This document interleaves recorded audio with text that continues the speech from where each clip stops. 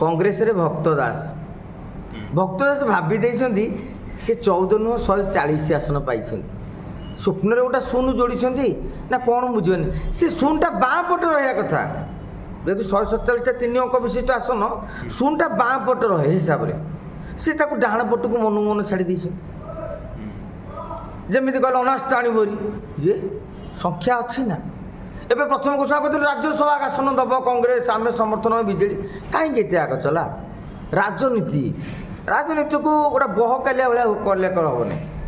नमस्कार प्रिय दर्शक बंधु आपण मान स्वागत करुच्ची आपण मान प्रिय प्रोग्राम शब्दभेदी शंकर उपस्थापन मु शंकर ओम शरण आम सहित आज अच्छा वरिष्ठ सांबादिक श्री रामचंडी भाई आम चंडी भाई बोली डाकू तांकर राजनैतिक माहौल रे बा राजनैतिक क्षेत्र रे यथेष्ट अभिज्ञता बहुत कि जिनस से पढ़ापढ़ी करती बहुत कि जिनस से कल्चर करती आउ सुंदर भाव निजर मतामत सोशल मीडिया रे रखती आउ तांको मतामत थर्ड फ्लोर पर्यंत जाए इवन मुख्यमंत्री उपमुख्यमंत्री विरोधी दलर नेता से बीजेडी हो बीजेपी हो किंबा कांग्रेस हो समस्ते एटेंटिवली शुणती देखती ये व्यक्ति जनक कहते कौन सेमती जड़े व्यक्तित्व को आम आज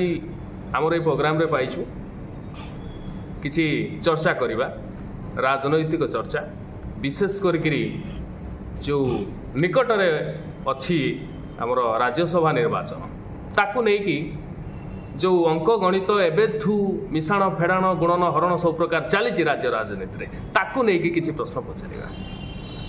चंडी भाई आम प्रोग्राम को आपको स्वागत। आज्ञा कौन कहे राज्यसभा निर्वाचन रे जो फोर्थ कैंडिडेट ताकू नहीं कि जो प्रकार चर्चा आलोचना चली से माने आपणक नजर रे बा आपणक दृष्टिकोण रे ये अंक गणित कुआड़े जाउछि देखंतु राज्यसभा निर्वाचन अनेक संकेत दब 2008 मसीहा परे माने पाखापाखि 18 वर्ष परे भारतीय जनता पार्टी निज दम रे निज संख्यार प्रार्थी देवाक चाहूँ 18 वर्ष परे एवं दीर्घ 24 वर्ष परे जदि आम कह एटा विजु जनता दल पर प्रथम राज्यसभा निर्वाचन जितेबले से माने क्षमतार ना अच्छा पूर्व 1998 मसीहा निर्वाचन लड़ीला विजु जनता दल हारी जाइथिला तांको दल रे क्रॉस वोटिंग पाई आज विजु जनता दल सरकार गढ़िबा पर जेते विरोधी के आसी एबे मध्य क्रॉस वोटिंग भय केउठी ना केउठी विजु जनता दल को हो नवीन पटनायक को खाई गुड़ौची से भूतटी एवं एसब भितर राजनीतिक चर्चार मूल कारण मान कथाटी होची राज्यसभार गणित कहूची 3टी आसन कन्फर्म गोटी आसन एबे भी अस्पष्ट कहीं भारतीय जनता पार्टी पाखे 2टी आसन रे जितेबा पाई बल अच्छी एवं विजु जनता दल पाई गोटी आसनर बल अच्छी आउ गोटे रहा चतुर्थ आसन मिलित बल रे जड़े जीति पार किंतु ओडिशार राजनीतिक समीकरण एभली भाव में विजु जनता दल बीजेपी आ कांग्रेस ये वर्तमान 3 सौतुणी एमाने भितर मिसी पारिबेनी विजु जनता दल कांग्रेसर सब उपरे ठिया ही इमारत गढ़ी एवं सेपटे भारतीय जनता पार्टी पूर्वर विजु जनता दल सांगे मेंट करथिला आज ता मेंट भांगिला दुई थर पराजय वर्ण कले 2009 14 19 तीन थर पराजय वर्ण कले चतुर्थ थर निज दम रे जीतिकी आसी अकस्मात विजय हासिल कर वर्तमान विजु जनता दलर तृणमूल स्तर कर्मी मानकर टार्गेट होची भारतीय जनता पार्टी कांग्रेस नुहे आपण गोटे दशंधि दल को पळेबे विजु जनता दलर कर्मी टार्गेट थिले कांग्रेस आज बीजेडी टार्गेट रहिले भारतीय जनता पार्टी विलक्षणटी होची तृणमूल स्तर नेतांकर टार्गेट जेते बेले रहउची कांग्रेस बीजेपी आंकर ऊपर लेवल रे नवीन बाबूंकर मोदींकर संपर्क ଅଲଗା ଟାଇପ୍ର ମାନେ ସେ ପ୍ରଥମ ଥର ପାଇଁ ଗୋଟେ ମିସମ୍ୟାଚ୍ ସମ୍ପର୍କ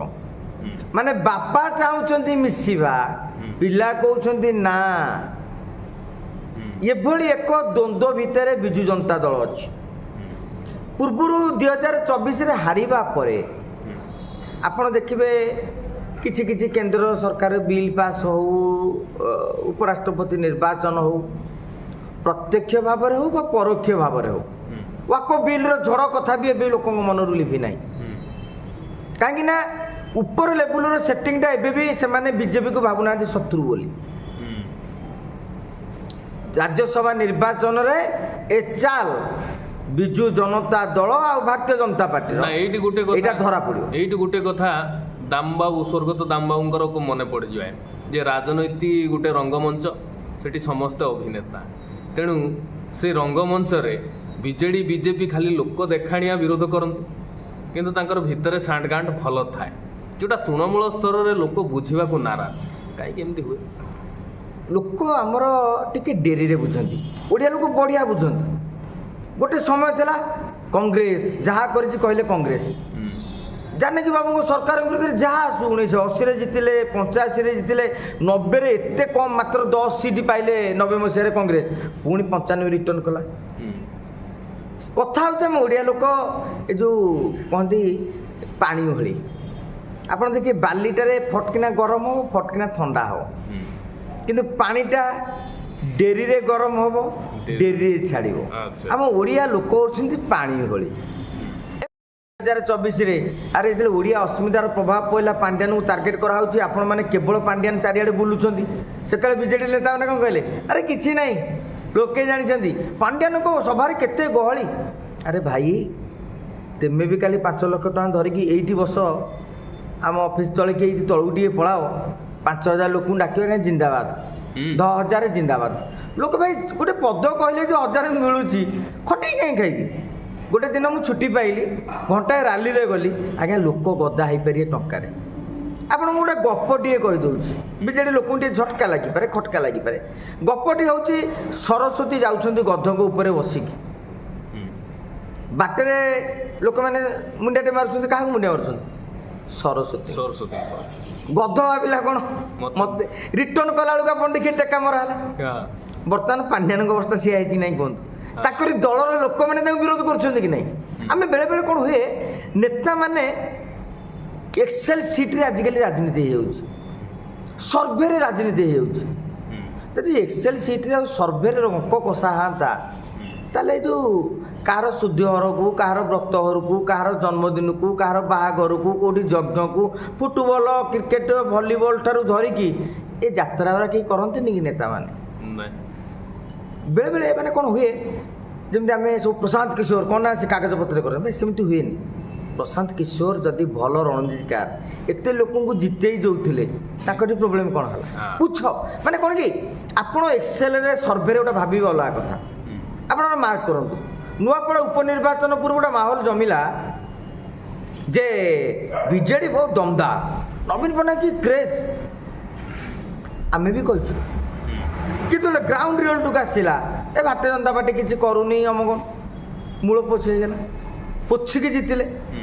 ଆମେ ତାକୁ ଖାଲି ହାଲକାରେ କହିଦେବାନି ଯେ ଭୋଟ୍ ଚୋରି, ଏତେ ସହଜ ନୁହେଁ। କାହିଁକିନା ଯେ ଗ୍ରାଉଣ୍ଡ ଲେବୁଲର ସରପଞ୍ଚ ସମିତି ୱାର୍ଡ଼ ମେମ୍ବର ନିର୍ବାଚନ ଲଢ଼ିଛି ନା, ତାକୁ ପଚାରୁ ଭୋଟ୍ ଚୋରି, ସେଟା ମିଛ, ଏତେ ସହଜ କଥା ନୁହେଁ। କାହିଁକିନା ତା ଅଞ୍ଚଳରେ ସେ କରେଇ ଦେଇନି ନା। ତେଣୁ ଗାଏ ମୋଟେ ଦେଖିଲେ ରାଜ୍ୟସଭା ନିର୍ବାଚନ ଗୋଟେ ନୂଆ ବାର୍ତ୍ତା ଦେବ, ଆଉ ସମସ୍ତଙ୍କର ଅସଲ ରୂପ, ସବୁ ନୀଳବର୍ଣ୍ଣ ଶୃଗାଳଙ୍କର ଅସଲ ଚେହେରା ଆସିବ। ରାଜ୍ୟସଭା ନିର୍ବାଚନ ପାଇଁ ମୁଁ 3ଟି ଅଙ୍କ କହୁଛି।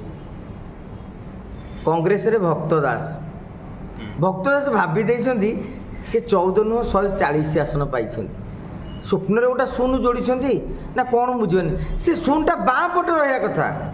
ଯେହେତୁ 147ଟା 3 ଅଙ୍କ ବିଶିଷ୍ଟ ଆସନ, ଶୂନଟା ବାଁ ପଟେ ରହେ ହିସାବରେ, ସେ ତାକୁ ଡାହାଣ ପଟକୁ ମନକୁ ମନ ଛାଡ଼ି ଦେଇଛନ୍ତି। ଯେମିତି କହିଲେ ଅନାସ୍ଥା ଆଣିବ, ଇଏ ସଂଖ୍ୟା ଅଛି ନା। ଏବେ ପ୍ରଥମ ଘୋଷଣା କରିଥିଲେ ରାଜ୍ୟସଭା ଆସନ ଦେବ କଂଗ୍ରେସ, ଆମେ ସମର୍ଥନ ବିଜେଡ଼ି। କାହିଁକି ଏତେ ଆଗ ଚଲା? ରାଜନୀତିକୁ ଗୋଟେ ବହକାଲିଆ ଭଳିଆ କଲେ ହେବନି, ଗୋଟେ ଅଙ୍କରେ ଯିବାକୁ ପଡ଼ିବ। ଭକ୍ତ ଦାସ କ'ଣ ବହକାଲିଆ ହେଉଛନ୍ତି?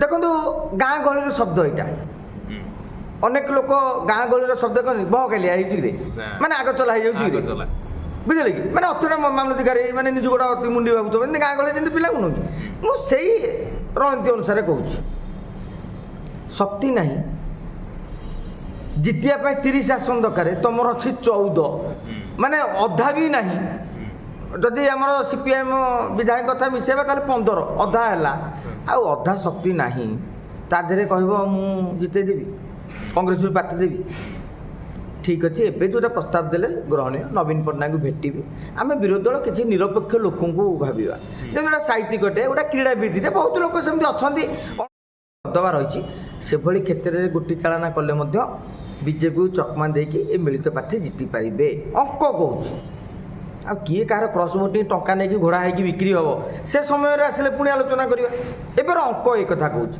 ଆଉ ଯଦି ବିଜୁ ଜନତା ଦଳ ଆଜିକାଲି ବିଜୁ ଜନତା ଦଳ ଦୁଇଟା ହେଉଛି ସ୍କିମ୍ ଗୋଟିଏ ହେଉଛି ନିଲମ୍ବନ ସ୍କିମ୍ ଆଉ ଗୋଟିଏ ହେଉଛି ଆବସେଣ୍ଟ ସ୍କିମ୍ ନିଲମ୍ବନ ସ୍କିମ୍ କ'ଣ ନବୀନ ପଟ୍ଟନାୟକ ବିରୋଧରେ ଯାହା କହୁଛ କୁହ ପାଣ୍ଡିଆନଙ୍କ ବିରୋଧରେ କହିଲେ ଛପା ବେକ କାଟ ଏଇଟା ନିଲମ୍ବନ ସ୍କିମ୍ ଆକୁ ନିଲମ୍ବନ ତାକୁ ନିଲମ୍ବନ ନା କ୍ରସ୍ ଭୋଟିଂ ଡରରେ ସେ ଚାଲିଛି ଅରବିନ୍ଦ ମହାପାତ୍ରକୁ କାଢିଦେଲେ ମୁଁ ସେ ପ୍ରସଙ୍ଗକୁ ଆସିବା ଟିକେ ମାନେ ଦର୍ଶକ ବନ୍ଧୁ ନା ଏଇ ଜିନିଷଟା ବୁଝିଦିଅନ୍ତୁ ଆମେ ପୁଣି ସେ ଭିତରକୁ ପରେ ମୁଁ କହିଦେବି ଯେତେବେଳେ ନିଲମ୍ବନ ସ୍କିମ୍ ଆସିଛି ତାପରେ ଆବସେଣ୍ଟ ସ୍କିମ୍ ଆମେ କାହାକୁ ସମଦୂର ତ ଆମେ ଆବସେଣ୍ଟ ରହିବୁ ରାଜ୍ୟସଭାରେ ଯଦି ବିଜେଡ଼ିର 15-17 ବିଧାୟକ ତାଙ୍କ 30ଟା ଦରକାର 30ଟା ସରିଲେ ବାକି ଦେବେ ଆବସେଣ୍ଟ ରହିଗଲେ ତାହେଲେ ଆପଣ ଜାଣିଛନ୍ତି ରାଜନୀତି ରାଜ୍ୟସଭାର ଗୋଟେ ଗଣିତ ଅଛି 147 ଗୁଣନ 100 ଡିଭାଇଡେଡ୍ ବାଇ ଯେତିକି ସଂଖ୍ୟକ ପ୍ରାର୍ଥୀ ଯୁକ୍ତ 1 ପୁଣି ଯୁକ୍ତ 1 ତେଣୁ 2941 ଖଣ୍ଡ ଭୋଟ ଦ୍ୟାଟ୍ ମିନ୍ 30ଟା ସାଂସଦଙ୍କ ବିଧାୟକଙ୍କର ସମର୍ଥନ ଆବଶ୍ୟକ ଆପଣଙ୍କର ଏଥିରେ 15 ଜଣ କି 10 ଜଣ ଆବସେଣ୍ଟ ରହିଗଲା କୋଟା କମିଯିବ ଆପଣ 30 ଦରକାର ନାହିଁ ସେ 26-27ଟି ଦରକାର ଯେତେବେଳେ 26-27ଟା ଦରକାର ପଡ଼ିବ 3ଟି ଆସନ ଜିତିବା ପାଇଁ କେତେ ଦରକାର ହେବ 81 ଆଙ୍କ ପାଖରେ ଅଛି ବିଜେପି ପାଖରେ 82 ଆରାମସେ 3 ଇଏ ଏମିତି ହାରକିନି ବିଜେଡ଼ି ଦେଖେଇପାରେ ଯେ ଆମେ ଆବସେଣ୍ଟ ରହିବୁ ମୁଁ କହୁଛି ଯଦି ବିଜେଡ଼ି ଆବସେଣ୍ଟ ରହିବ ଯଦି ବିରୋଧୀ ପ୍ରାର୍ଥୀ ଦେବେ ନାହିଁ ଅପାରଗ ବିରୋଧୀ କାହିଁକି ଯଦି ତୁମକୁ ପ୍ରାର୍ଥୀ ମିଳୁନାହିଁ ଗୋଟେ ଭଲ ରାଜ୍ୟସଭା କ୍ୟାଣ୍ଡିଡେଟ୍ ତୁମେ ପାଇଲ ନାହିଁ ଓଡ଼ିଶାର ସାହିତ୍ୟ କ୍ରୀଡ଼ା ଯେଉଁ କ୍ଷେତ୍ରରେ ରହୁ ଏ ବହିଟେ ଲେଖୁଥିବ ବହୁ ପ୍ରକାର ଲୋକ ଅଛନ୍ତି ଆପଣ ଯେତେବେଳେ ଯୋଗ୍ୟଟିଏ ପାଉନେ ତାହେଲେ ମୁଁ କହିବି ତମ ଭିତରୁ ମୁଁ କାହିଁ ଯୋଗ୍ୟତା ଖୋଜିବି ତେମେ ଯେତେବେଳେ ଗୋଟେ ବିଜେଡ଼ିର ନବୀନ ପଟ୍ଟନାୟକ ଭକ୍ତ ଦାସ ବିଜେଡ଼ିର ବର୍ତ୍ତମାନ ଯେଉଁ ବିଧାୟକ ମାନେ ପାଉନାହାନ୍ତି ଯୋଗ୍ୟ କେହି ନାହାନ୍ତି ତାମାନେ ଦ୍ୟାଟ୍ ମିନ୍ସ ତାଙ୍କ ଭାଷାରେ ଓଡ଼ିଶାରେ ରାଜ୍ୟସଭା ଯିବା ପାଇଁ ଯୋଗ୍ୟ କେହି ନୁହନ୍ତି ଅଲ୍ ଆର୍ ନୋଟା ଯଦି ଅଲ୍ ଆର୍ ନୋଟା ତାହେଲେ ଆଗାମୀ ଦିନରେ ଓଡ଼ିଶାବାସୀ ଆପଣଙ୍କୁ କହିବେ ନୋଟା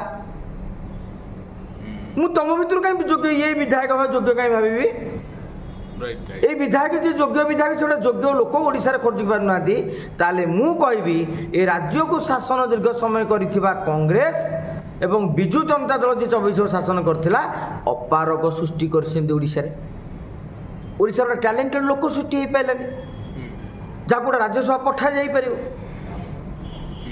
বুঝ মানে কনসেপ্টকু আমি বেলে বেলে হালকা ফুলকা রাজনীতি কলে হব না মিডিয়ার কাম শুড প্রেসরাইজড মতো ବି ନବୀନ ପଟ୍ଟନାୟକ ଦେଖା ହେଲେ ମୁଁ ପଚାରିବି ଆଜ୍ଞା କେହି ଦେଖାଗଲେନି ରାଜ୍ୟସଭା ପାଇଁ ତାହେଲେ 4.5 କୋଟି ଯେଉଁ ଆପଣଙ୍କର ପରିବାର ଥିଲା ଏ ପରିବାରର ସମସ୍ତେ କ'ଣ ଅଯୋଗ୍ୟ ଆରେ ଦଳରେ ତ ଅଯୋଗ୍ୟ ଅଛନ୍ତି ନିଜ ପରେ କିଏ ଉତ୍ତରାଧିକାରୀ ହେବ କେଉଁ ନେତାକୁ ଦାୟିତ୍ୱ ଦେଲେ ଠିକ୍ ହେବ ଜାଣିପାରୁନାହାନ୍ତି ଆପଣ PSC କମିଟି କରିଛନ୍ତି କିଏ କହୁଛନ୍ତି ପଲିଟିକାଲ ଆଫେୟାର୍ସ କମିଟି ମୁଁ କହିଲି ନାଇଁ ପରାଜିତ ଆଫେୟାର୍ସ କମିଟି ରାଇଟ୍ ମାନେ এই ঘটনাକୁ ଯଦି ବିଜେଡ଼ିର କର୍ମୀ ଆଉ କଂଗ୍ରେସର କର୍ମୀ ଦୁର୍ବଳ ଭାବରେ ଗ୍ରହଣ କରନ୍ତି ଆଗାମୀ ଦିନରେ ଲୋକ ଉପାଡ଼ିବେ ଫୋପାଡ଼ିବେ ତୁମକୁ ଲେଖିକି ରଖନ୍ତୁ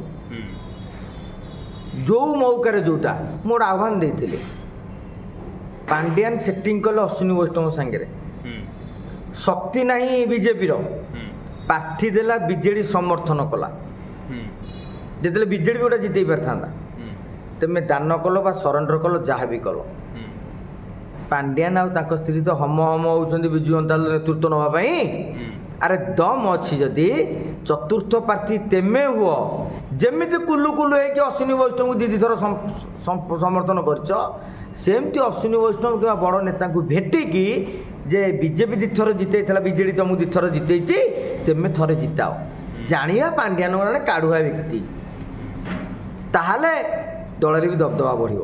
ଆଉ ନହେଲେ କହିବ ଆଜ୍ଞା 5T ରଜିବ ରାତି ଅନିଦ୍ରା ହେଇକି ରାତି 4ରୁ ବୁଲୁଥିଲେ। ମୁଁ ପ୍ରଶ୍ନ ପଚାରିଲି ରାତି 4ରୁ କ'ଣ ପାଇଁ ବୁଲୁଥିଲେ? ରାତି 4 ତ ଗଲେ ତ କେହି ଭିଡ଼ିଓ ଉଠେଇ ନଥିଲେ। ରାତି 4ରେ ବୁଲି ଯାଇକି 5ଟା ବେଳକୁ ଫଟୋ ଉଠେଇବ। 5Tର ବ୍ୟାପକ ଗସ୍ତ, ତା'ମାନେ କ'ଣ ଫଟୋ ଉଠେଇବାକୁ ଯାଇଥିଲ? ତମ ଫଟୋ ଯଦି ମିଡ଼ିଆ ବାଲା ଖୋଜିକି ଆଣିଥାନ୍ତେ ନା, ଆପଣ କହୁଥାନ୍ତେ ନଜର ପଡ଼ିଲା। ଆପଣ ପ୍ରାୟୋଜିତ ଷ୍ଟୋରିକାଲ ଭଗବାନ ଆପଣ ଭଲରେ ରଖିଛନ୍ତି, ଯେଉଁଠି ରଖିଛନ୍ତି ଭଲରେ ଥାନ୍ତୁ। କିନ୍ତୁ ଘଟଣାଟା ହେଉଛି ରାଜ୍ୟସଭା ନିର୍ବାଚନ ପାଇଁ ଯେଉଁ 3ଟି ଗଣିତ କହିଲି, କଂଗ୍ରେସ ଯଦି ପ୍ରାର୍ଥୀ ଦେବ ତାହେଲେ ବିଜେପି ଜିତିବ।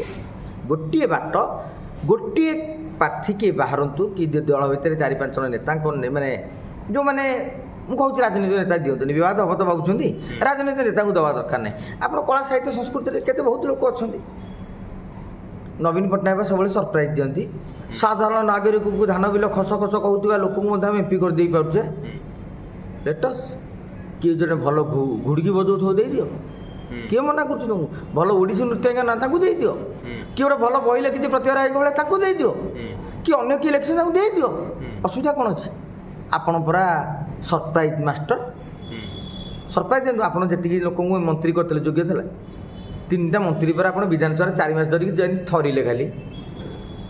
ସରପ୍ରାଇଜ୍ ଦିଅ। ନବୀନ ପଟ୍ଟନାୟକ ଚାଲ କେହି ଜାଣିପାରିବେନି, ଯେମିତି ନୂଆପଡ଼ାରେ ବାହାରୁ ଆଣିକି ପ୍ରାର୍ଥୀ ଦେଇଥିଲେ ଅନ୍ୟ ଜିଲ୍ଲାର ନବୀନ ମାନେ ମାଷ୍ଟର ଷ୍ଟ୍ରୋକ୍, ଏଇଟା ମାଷ୍ଟର ଷ୍ଟ୍ରୋକ୍ କି ହାର୍ଟ ଷ୍ଟ୍ରୋକ୍ ସାରା ଓଡ଼ିଶା ଜାଣିଲା। କୋଉଠି ନା କୋଉଠି ଲାଗୁନି ଯେ ବିଜେଡି ଆଉ କଂଗ୍ରେସ ମ୍ୟାନେଜ କରାଯାଉଛି ବିଜେପି ଦ୍ୱାରା?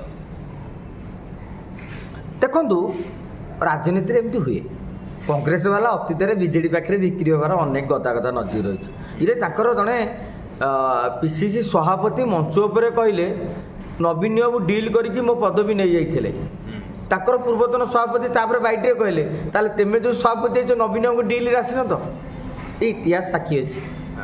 କେଉଁଭଳି ଭାବରେ ବବି ଦାସ କେଉଁ ପିସିସି ସଭାପତି ସାଙ୍ଗରେ ଡିଲ୍ କରୁଥିଲେ, କେଉଁଭଳି ଭାବରେ ଟିକେଟ୍ ଦୁର୍ବଳ କ୍ୟାଣ୍ଡିଡେଟ୍ ଦିଆଯାଉଥିଲା ଯଦି ସେ ଭୋଟ୍ ଫଟେଇ ପାରିବନି।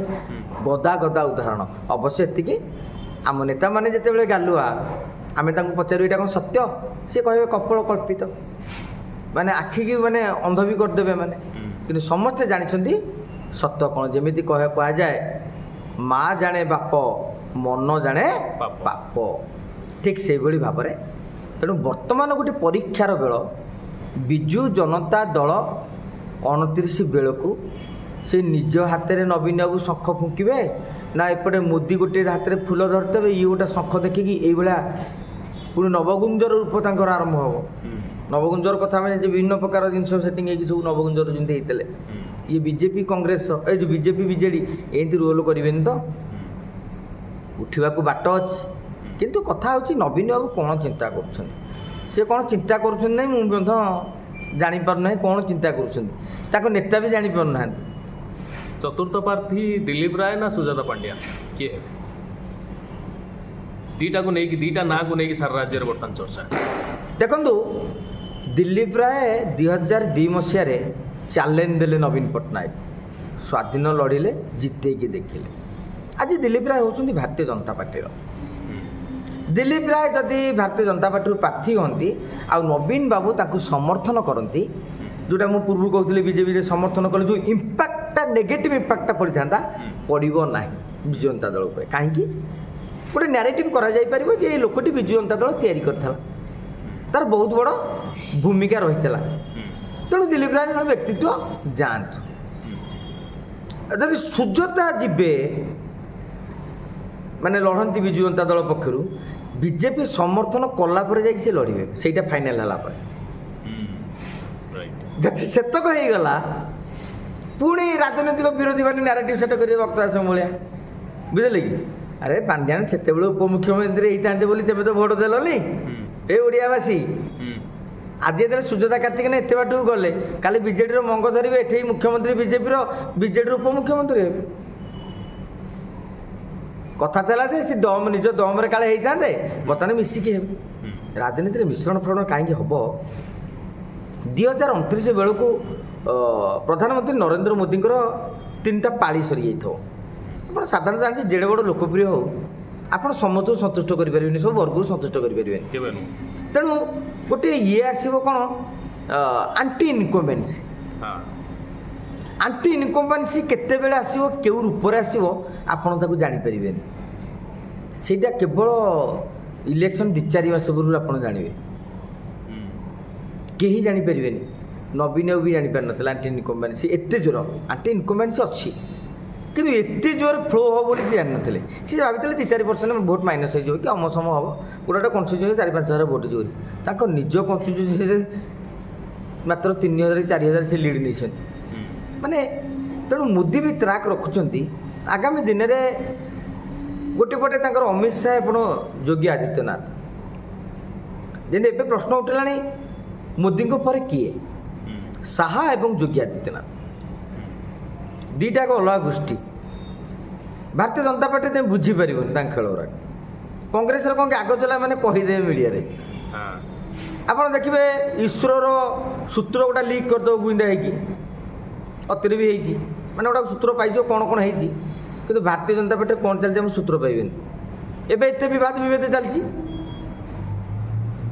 ଧର୍ମେନ୍ଦ୍ର ପ୍ରଧାନ ମୋହନ ମାଝୀ ଗୋଟିଏ ମିଟିଂରେ ଆମେ ଦେଖୁଛେ, ସମ୍ବଲପୁର ମଧ୍ୟ ମୁଖ୍ୟମନ୍ତ୍ରୀ ଯାଉଛନ୍ତି ଅଲଗା, ଆଉ ଧର୍ମେନ୍ଦ୍ର ପ୍ରଧାନ ଅଲଗା। କି 2 ଜଣ ଯାଙ୍କୁ ପଚାରିଦେନ ବାଇଟ୍ ଦେବେନି, ତାଙ୍କ ଦଳରେ ବି କେହି କହିବେନି। ସମସ୍ତେ ଗୋଟେ ହେଣ୍ଟିବେ କଣ, ସେତେବେଳେ ମୁଁ ଆସିପାରିନଥିଲି, ଇଏ କହିବେ ମୁଁ ସେତେବେଳେ ଯାଇପାରିନଥିଲି। ଏଇଟା ହେଉଛି ଭାରତୀୟ ଜନତା ପାର୍ଟି।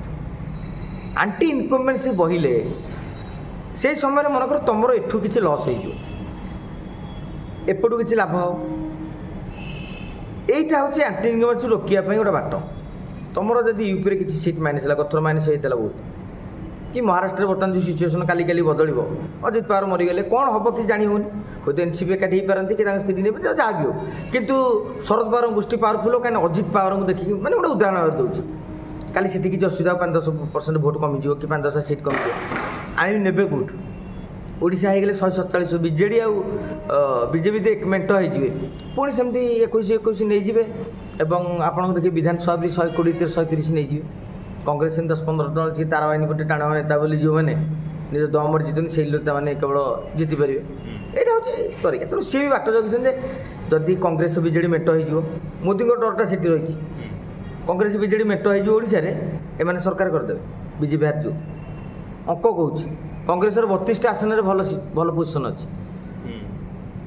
ଆଜି ଗୋଟେ 14 ଅଛି, ମେଣ୍ଟ କରିଦେଲେ ସେ 30-32 ବାଡ଼େଇ ଦେବେ। ଏମାନେ ମଧ୍ୟ 40-50 ବର୍ତ୍ତମାନ ଅଛନ୍ତି, ମେଣ୍ଟ କରିଦେଲେ କଂଗ୍ରେସ ଜାଗାରେ ଏମାନେ ନେଇଯିବେ। କେତେ ସିଟ୍ ହେଇଗଲା? 80ରୁ 82, ଅଧିକା ବି ହେଇଯିବ। କିନ୍ତୁ ମୋଦି ଦେଖିବେ ଯେ ଅଯୋଧ୍ୟା ଉପହାତକୁ କାହିଁ ପଳେଇବ।